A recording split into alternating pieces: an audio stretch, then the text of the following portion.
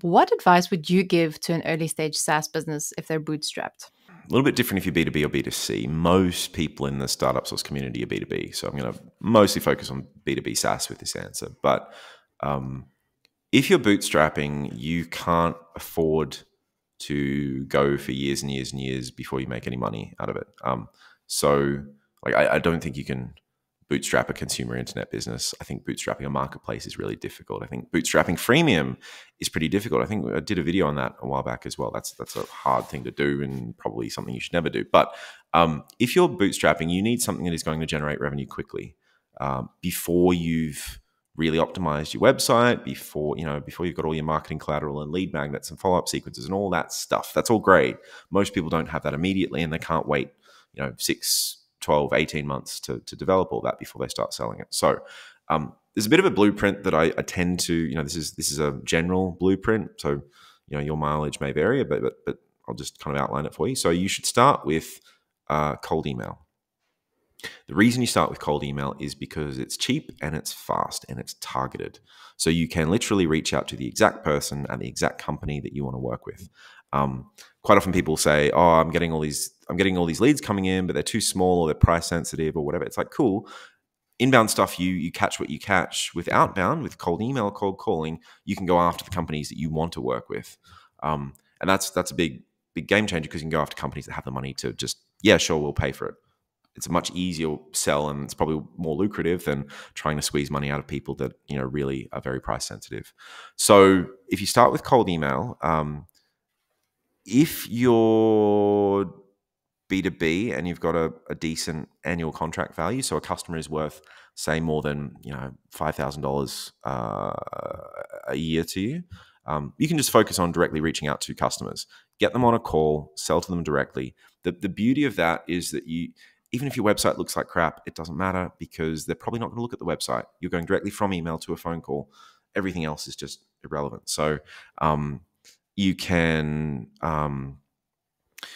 if you're going B2C, or because you can't cold email consumers, or you're targeting B2B customers that are towards the bottom end, they're very small businesses, you can go, well, in the B2B setting, you can go directly to and sell directly. What's often a better approach is to try and use cold email to get in front of partners. So someone who has access to an email list, a community, a social media following, an audience in some way, shape, or form of your target customers, cold email them and then do a promotion and get out in front of them. That's often a better way of reaching them. And using other people's audiences to grow is a really underutilized channel, I think, for a lot of SaaS founders. So blueprint is start with cold email because it's cheap and targeted and fast, and you need something that's going to bring in revenue quickly, get you talking to customers quickly. While get that cranking, the next thing that you want to focus on is content. And it depends a little bit on how much search volume there is for your keywords in your space. If there's lots of search volume for the keywords, the people are looking for your kind of a solution, you search for email marketing software. Lots of people are searching for that every month. Okay, start blogging, start creating written content that is easily indexed on Google, start creating that on your website and building some links to it. Now, the thing about content and SEO, it's usually the cheapest channel, but it's slow and it takes a while to snowball. And eventually, once it builds up momentum, it's great, it's fantastic. But even if you do everything right, it's going to take you 6 to 12 months to get that snowball moving. And most bootstrapped SaaS can't afford to sit around for 12 months without getting any customer leads or customers in the door.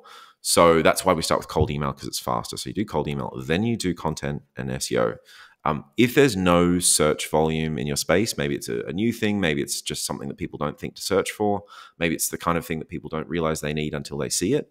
You want to focus on case studies and you want to focus on video content that showcase using your product and how people will benefit from it. Then you use that content and you add it back into your cold email sequences to add more value to it. With cold email, quite often, a lot of people struggle with it because there's nothing else for them to do. You send an email out, people don't get on a phone call, then you just nag them until they do. And nobody wants to engage with that. That's annoying. So you want to be adding value with all the rest of the emails in your sequence. One way to do that is, hey, here's a case study about a business just like yours that got these great results. Hey, here's a video we created that shows you how to use this in combination with this other tool. Like, that's a fantastic way to do it. So you want to you either create content that is going to help you rank in search engines, or you create content that is going to help amplify and improve your cold email sequences. And depending on the search volume, that will indicate which way you should go with that.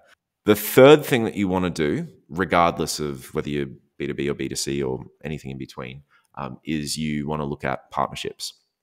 The thing about partnerships is that there's kind of this magical window where you should focus on partnerships, because you either focus on them at the very beginning, like I said, with use cold email to build the partnerships, or you focus on them a little bit later on once you've got some other stuff working, because then it takes a lot of time and a lot of legwork. And you, the founder, you're not going to have time to do partnerships if you're trying to write blog posts and do guest posting to build backlinks, and you're trying to get this cold email campaign together. You're just not going to have enough time.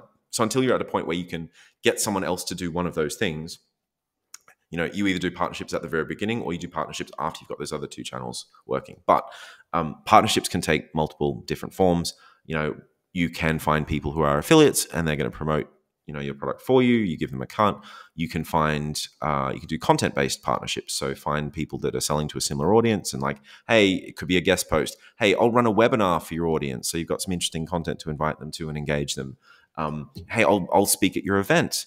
Hey, quite often early on, what you're doing is you are exchanging your content, knowledge, expertise for their access to their audience, because they've got a much bigger audience than you do.